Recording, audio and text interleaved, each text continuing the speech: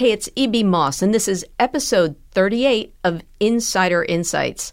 I head up content marketing and strategy for Media Village, where we talk about what brands are doing in the marketplace, offer some thought leadership for media, marketing, advertising, and, as my job description would imply, I love content marketing. So today we're talking about, I'm going to call it content marketing for good. We have Andy Brownell, who is the head of Newsy Brand Studios, and he does that for a living. Hey, Andy. How you doing? Well, why don't you describe what the difference is for the Newsy Brand Studio, because I already love it. Sure. Well, thank you. Really, in the nutshell, we're focused on developing sponsored stories and content for advertisers and brands that are looking to tell a little bit more about key social issues that they're addressing, things that they're doing to help improve the environment, sustainability-related issues, and anything that really focuses on how they're improving their business. Love that. So they're improving the world and they're improving their business, and it is basically content marketing for good, like we said, right? Absolutely. All right, we're going to get into some insights right now. I'm E.B. Moss for Media Village, which drives the business of media, marketing, and advertising forward through content by, for, and about thought leaders in ad tech and ad agencies, the audio space, and addressability, even those who are advancing diversity. So let's get some insights. So Andy Brownell, who we said is the VP of the Newsy Brand Studio, I want to start with our sort of treetops position. We're here at Newsy, which isn't, the oldest brand in the world. It's sort of the upstart, I think, of news services. How would you describe what Newsy is? Newsy is a national multimedia news channel. It is owned by the EW Scripps Company, which is a national news company that has been in the news business for over 140 years. And we are primarily focused on a older millennial audience and delivering great news content across pretty much every news platform where people get their news today. So I think you do it a little bit differently, though.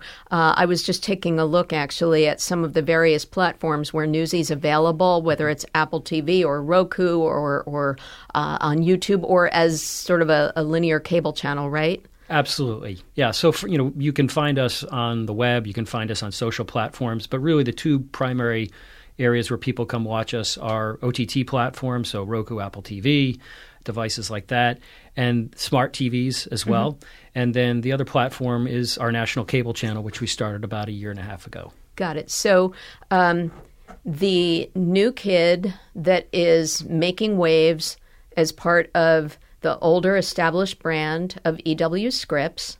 And then we're actually here in the Stitcher Studios, which is the podcasting division of EW Scripps, right? Correct. Yep. So your sister company, and I can see where the nepotism comes in now that we get to use their studios. We love that. Absolutely, yeah. We're here in the Bryant Park office in New York City. This is where Newsy's sales office is, but this is also where Stitcher's studios and their team is as well. So we're all part of the same big family. Great. And little plug, I have interviewed Eric Dean a little bit, who heads up Stitcher. So those folks can listen to previous episodes of Insider Insights. So speaking of plugs, let's talk now about the Newsy Brand Studio and its evolution. I know that you have a really kind of great tagline that and I'm going to read this. You showcase the positive impact brands can have on their industry, their community, and the world by casting a brighter light on important issues. You connect brands with purpose-driven audiences through storytelling. That's exactly how we wanted to articulate it. Yeah. Okay, the podcast is over. Thank you very much. No, it's tapping into a little bit of the zeitgeist of what's going on in the marketplace. I think there is a much greater awareness of what brands are doing in the world today. I think today's consumers, not just millennials, but I think even older and younger generations are much more tuned in to the kinds of things that brands are doing beyond just offering a product or service. Consumers, I think, are starting to make purchase decisions beyond the normal parameters that they would usually They're voting consider. with their pocketbooks, as we say. Exactly. Yeah. Okay. Yeah, they're being a lot more conscious about, whether it's a manufacturing company and the footprint that they leave and what are the practices and sustainability that they're thinking of, to the role that companies play within the communities that they operate within. Mm-hmm. And that's something that we hold dearly even to our hearts, and we kind of wear that on our sleeve and the things that we're doing in the marketplace. But we're seeing that with more and more brands and consumers being much more considerate of that now. I want to sort of cast it in the bigger picture as we started to talk about Newsy being part of EW Scripts, et cetera. The interesting thing for me is that Newsy is also a big force in the OTT world, the over-the-top world of how content is distributed these days, which necessarily kind of does skew younger. And your content is sort of like hipper than the average bear kind of news content, yes? Absolutely. Overall. Yeah, I think hip is one way to put it. I think we're taking a more nonpartisan approach to news and storytelling. Our editorial team is telling these stories based on real lived experiences in people's lives, consulting with experts, not pundits, and really focusing on delivering news in an environment and in a way that I think a lot of people have fallen away from, and we need to get back to that. And you are also Cincinnati-based, although we're here in New York City today, thanks to Stitcher. But you make a claim about being non-coastal. So that sort of is that equal opportunity news provider by being based in middle of the country, right? Sure. I think wherever you go in the country, there are differences in terms of the cultures, mm-hmm. and I think traditionally a lot of news outlets and also branded content studios are coastally oriented. I think what we bring to the table is a little bit more of a Midwest mindset and ethos to the stories that we're telling. And, there's a huge population in the United States that doesn't live on the East or West Coast. And I think in the past that's often been marginalized, whether it's mm-hmm. in the news or whether, in our case, it's through branded content and the perspectives that we can bring to the table there. Yeah. And the other synergy is the fact that you're delivering this not only in a non-coastal centric way, but also in a way that does feel fresh. I know that that's a big part of the Newsy brand intention.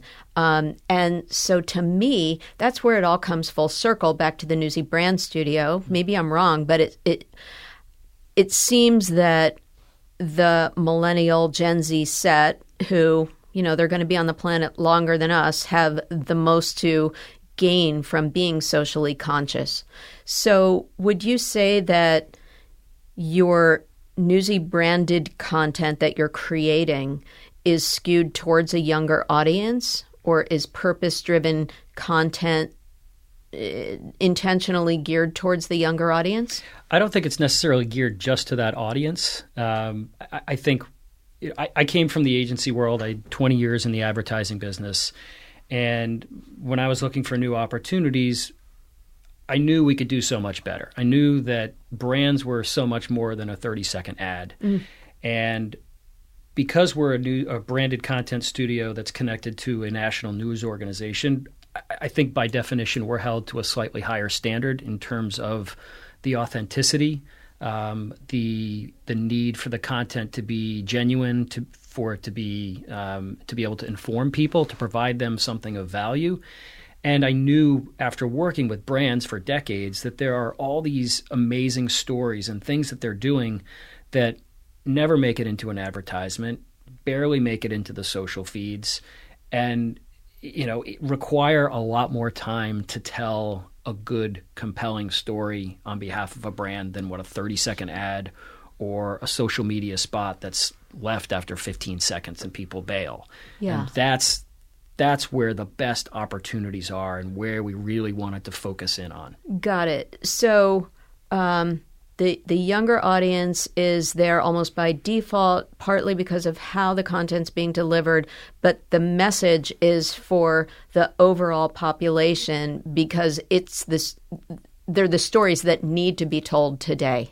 Absolutely. Yeah. I think, if you look at the kinds of stories that we're telling and the things that we're encouraging brands to consider when they're working with us is, a good way to think about it is maybe look at the Sustainable Development Goals that the United Nations has set out. There's 17 Sustainable Development Goals, and it casts a pretty wide net across, equality, poverty, climate, ocean health, life on the land. And every one of those topics and more tie back to the kinds of things that you see brands getting more heavily involved in. You see their corporate and social responsibility teams starting to plant a flag in the ground and stand for something. Mm-hmm. Once they've done that, once they've identified what they want to stand for, how does that feed into who they are as an organization? They need to tell that story.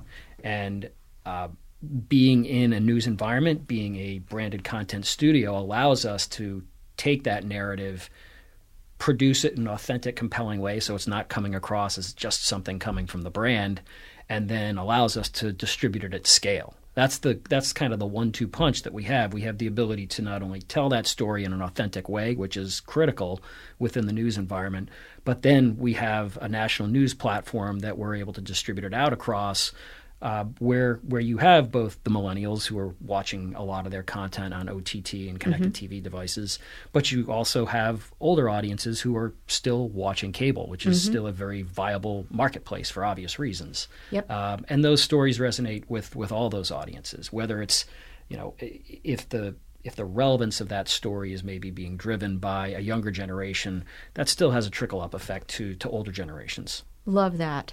And I absolutely want to give you some applause for the quality of the content that you're producing from the brand studio. But I want to hear about the hands-on tactics. And this is a two-part question, Andy. The first thing, you came from 20 years in the agency business. Who gets to build out branded content for good? I mean, my first question is, how the heck did you get Newsy to fund this thing and hire you to do this cool content? And then how'd you kick it off? That's a great question. I started in the agency world. I got my sea legs in content marketing when I worked on the U.S. Army business and their recruiting campaigns. And really, that was around 99, 2000. So that was when the internet, and you could run video on the internet at scale to a certain extent, really started to play out. So we started to produce soldier profiles and stories about what these soldiers did in and out of work. That was my first exposure to great stories and great content marketing. Fast forward 20 years, here we are now. I've been at Newsy for 3.5. When Newsy was acquired by EW Scripps, part of the offering that we wanted to bring to the table on the advertising side was branded content, so we were able to compete with some of the other folks in the marketplace. Getting started, we had nothing. We had no creative portfolio other than the previous work that we had done at other companies. So my business partner and I, my executive producer, Joey Maiocco, we wanted to figure out how we could kind of discover who we were, what we wanted to stand for, and how that would fit within the news environment in a way that both we felt good about, but more importantly, would tap into something that brands saw as a viable path, as a viable idea and ethos. So until we had new advertisers and clients to come in, we basically set out and started to film a project on our own that would allow us to kind of live by the standards that we feel and see brands are starting to live by today. So we started with the phone call and called the national organization called the 2030 Districts, which is they have about 22 different cities that they have sustainability districts in throughout the United States. And it's focused on three primary goals: a 50% reduction in water, energy, and transportation-related greenhouse gases by the year 2030. So we wanted to see how hard it would be to start a sustainability district on behalf of the city of Cincinnati. So you guys, you and Joey, decide that you're going to be one of these districts. Okay, go on. We wanted to Not see what was ambitious. possible. So we started filming. So we literally started the process with a phone call. We filmed the phone call. And over the last 18 months, we have documented the process of us as well as an incredible group of nonprofits, the city of Cincinnati itself, and some of the largest brands in the city of Cincinnati ultimately joining up and becoming members and making commitments to these reductions on behalf of the city that they operate within. Cities represent a huge contributor to greenhouse gas emissions, as many people know, but cities also represent the best areas, our best incubators of creating this change at scale. Mm-hmm. And when you tap into not only the proximity of what cities can offer, but when you tap into the companies that are working within those cities and the businesses that have made these commitments to do a better job at being stewards of the environment and making their buildings more efficient, it was a natural fit. So we tracked this process over 18 months and went from, like I said, that phone call to capturing everything on camera, including Mayor Cranley of Cincinnati signing on behalf of the city, making it a part of a major commitment on just making Cincinnati a green city. And this is one of many initiatives, but it really embedded us within the community. And that's an important part even of the EW Scripps Company. Mm-hmm. We work and operate within the communities that we live in, and we have a vested interest to do good in those communities themselves. Mm-hmm. Whether that's the editorial team or the brand studio, these are the communities that we live and work in, and we wanted to see how we could help improve something in the city and track that process along the way. Well, that's amazing, and it also makes you very, as they say, authentic in your efforts, or I always mess this up. You're walking the walk, you're walking the talk, whatever it is, you're doing it right. And so you're coming at it from a trusted place, an authentic place of actually being interested in creating a good brand for Newsy. So absolutely. That helps brands trust you that you're going to help promote them as, doing good for the world.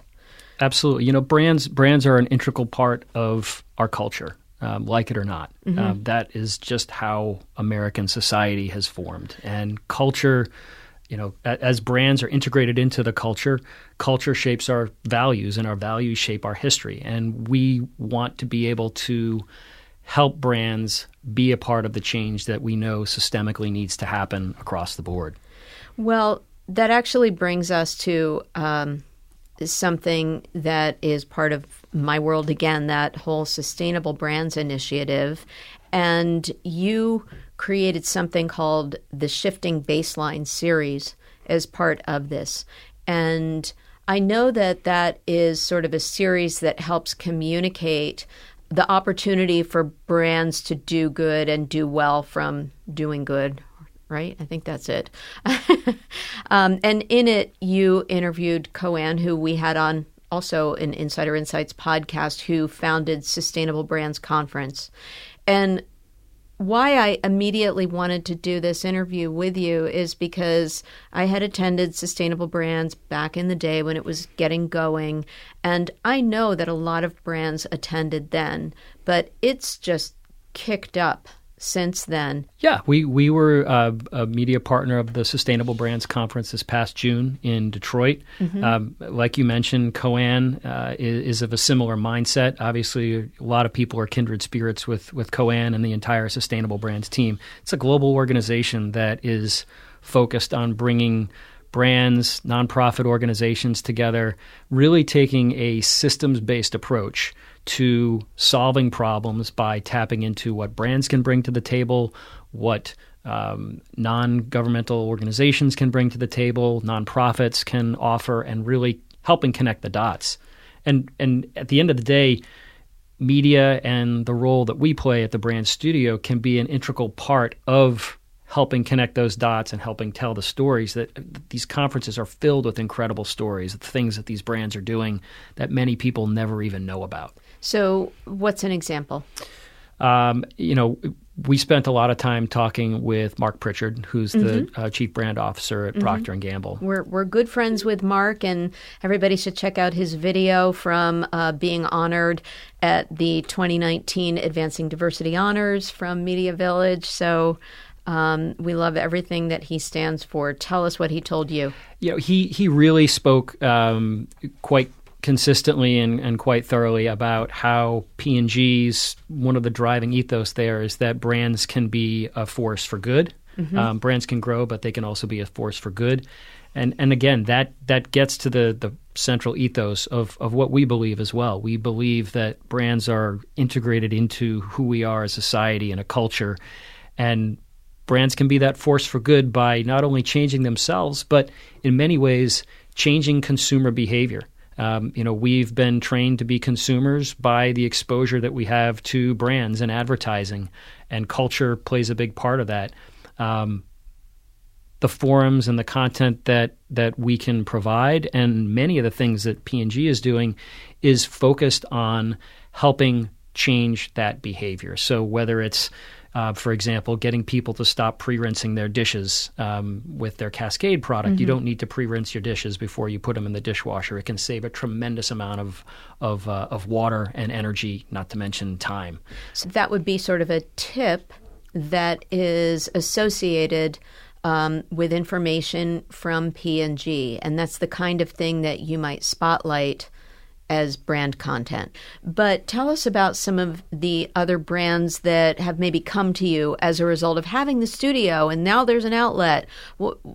Give me an example. Sure. Yeah, one of the brands that we most recently worked with is Leesa Mattress. They are a direct-to-consumer mattress company. Okay.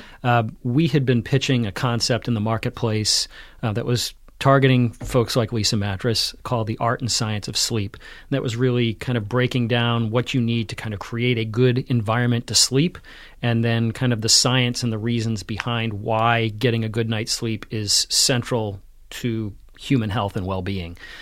So as part of that story, as we were interviewing their team and talking about what they're doing in the marketplace and just how to ensure a good night's sleep, part of who Leesa Mattress is their B Corp designation allows them their base. B Corp, I'm sorry. Yep. That's a certification that it is a socially responsible company based on various factors, and you have to get certified, correct? That's correct. Okay. Yeah. And what they focus on is really plays out in how they serve communities and people in need. And because they're a mattress company and recognize the importance of a good night's sleep and that everyone deserves that, for every 10 mattresses they sell, one is donated to a community or an organization in need. And that can cast a pretty wide net. People coming back from, different war situations, people who are, relocated in a different house because of, family violence and situations.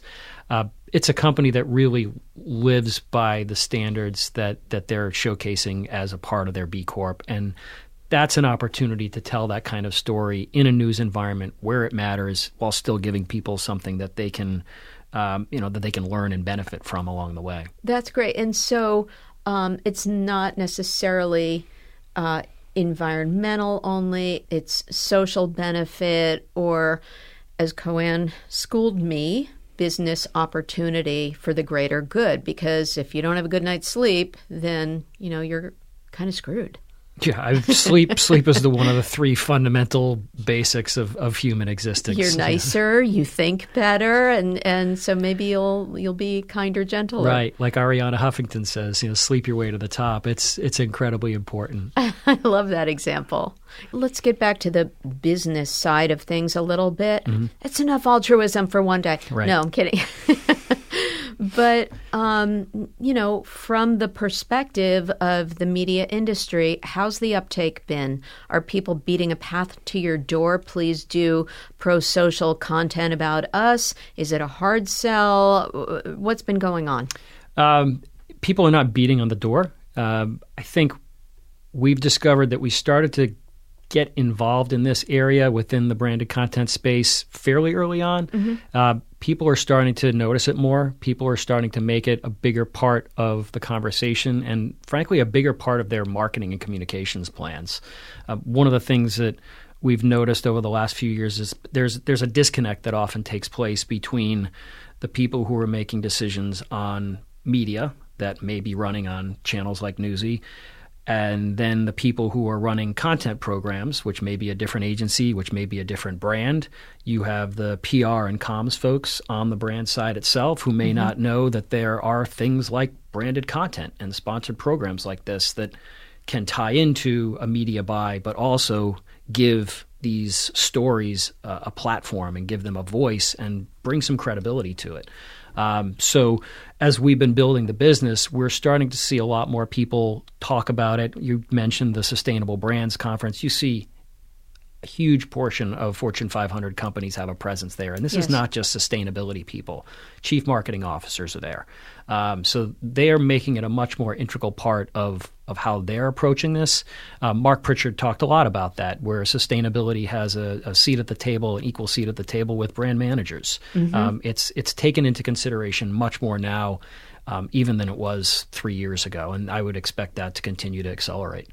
At Media Village, we write a lot about, both diversity and inclusion, but also pro-social initiatives. And we are seeing our member companies ask to have that aspect of their business spotlit more and more.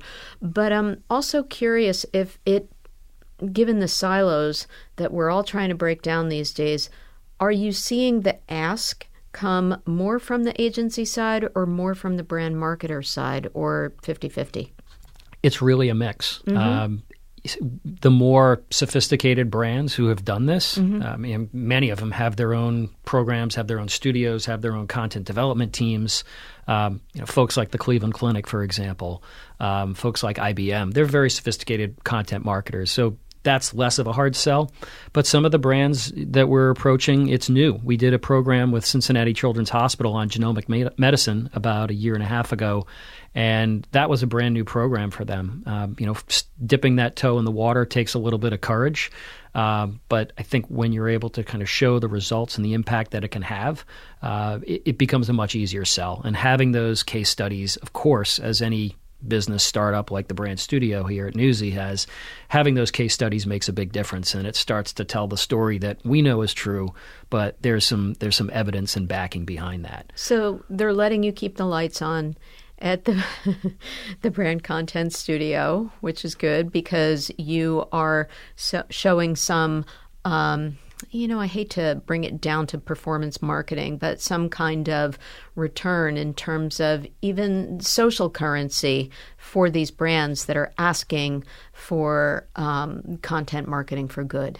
Absolutely. I think every brand is going to be looking for a return on investment, and they're going to have their different KPIs that they want to look at. And again, that's going to be very different from one brand or one agency to the next. The program I mentioned for Cincinnati Children's, for example, we conducted a brand lift study both before and after for people who were exposed to the custom programming that we produced. And it had an incredibly positive lift on consideration and perceptions that they were, in fact, a research powerhouse in medical research. So, those examples are out there. And we also know, not necessarily through the work that we've done, but through other organizations that are, again, tied to the Sustainable Brands team, Porter, Novelli & Cohn regularly releases studies each year on the impact of purpose-based messaging and advertising communications in general. This past year, they just did a study that was called the Feeling Purpose Biometric Study, and they went beyond just asking people how they felt. They actually connected them to galvanic skin response meters and pulse and heart rate monitors, and it demonstrates that purpose-based messaging does have a positive impact on consideration. So this is not just about a message about the brand alone. When you're communicating something that drives back to purpose, there is a tangible thing that happens in our bodies, in our brains, and how we respond to that. Now, it's got to be authentic, of course, but that's something that I think every brand can learn from and, frankly, tap into. I couldn't think of a better way to end this discussion, because that's on a positive note. And as we're fond of saying, all boats rise with the rising tide. So here's to, more wind in your sails and more boats rising, thanks to the Newsy Brand Studios. Andy Brownell, thank you. Thank you so much for the time, E.B. Thanks for listening to Insider Insights from Media Village. I'm E.B. Moss. Rate, review, subscribe on Apple or wherever you listen to podcasts. And for a longer transcript of this show and more insights and thought leadership on media marketing and advertising, go to MediaVillage.com.